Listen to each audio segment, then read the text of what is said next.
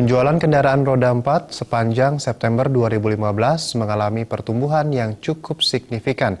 Mobil jenis city car masih menjadi favorit banyak pecinta otomotif.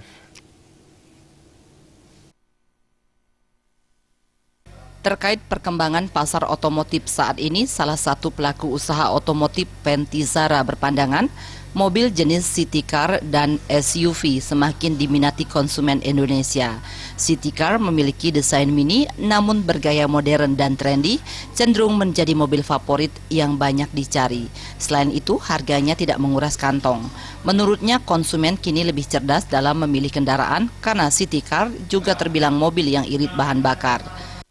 Sekarang ini para pemakai, pelanggan dan konsumen lebih kritis. Jadi para pelanggan sekarang tidak hanya performan tapi juga fungsi. Jadi pelanggan harus kita manjakan sesuai dengan kebutuhan. Yang paling favorit sekarang adalah mobil kecil seperti city car, juga sangat diminati karena bahan bakarnya irit dan harganya terjangkau. Ditambahkan, geliat otomotif masih menjanjikan meski beberapa waktu lalu sempat terjadi krisis perekonomian global. Ratih Anggoro dan